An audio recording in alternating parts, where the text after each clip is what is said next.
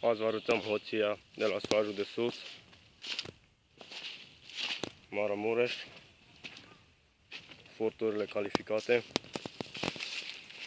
care nu bagă nimeni seamă de ele.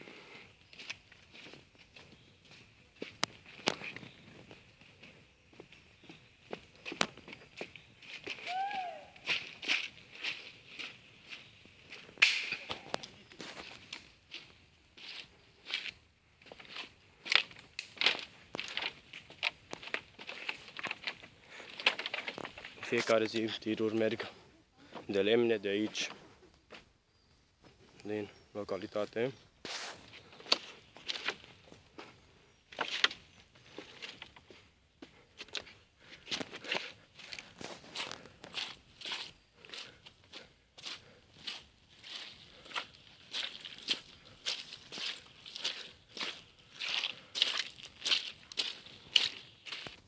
Aici este benzină gata făcută, doar trebuie folosită.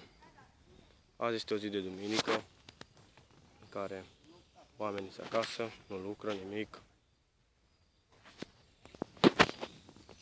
Aici ne deplasăm tot în jos, cu cât coborâm că sunt mai multe lemne.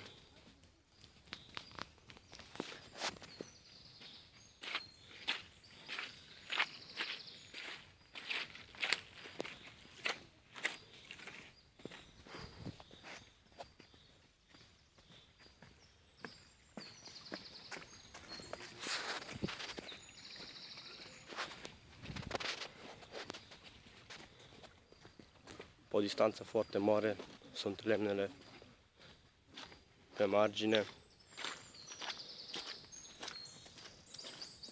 lemne care sunt furate.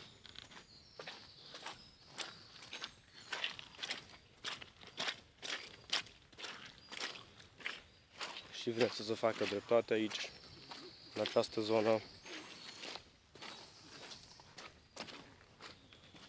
Poate așa, punându-le pe internet, la România Te Iubesc și la celelalte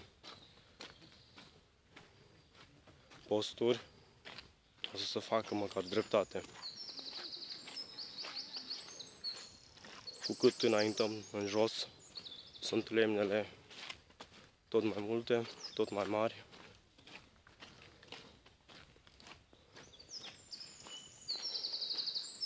Și banii cu care sunt vândute, unde sunt? E o întrebare care e foarte frecventă.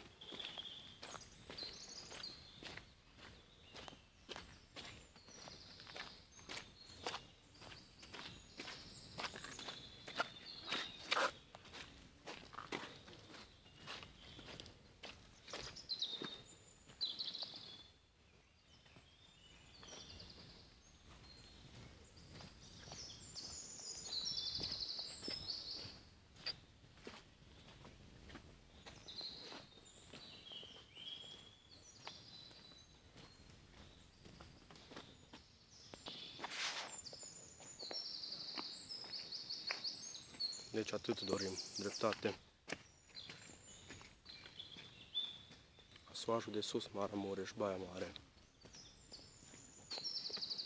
Furturi ilegale.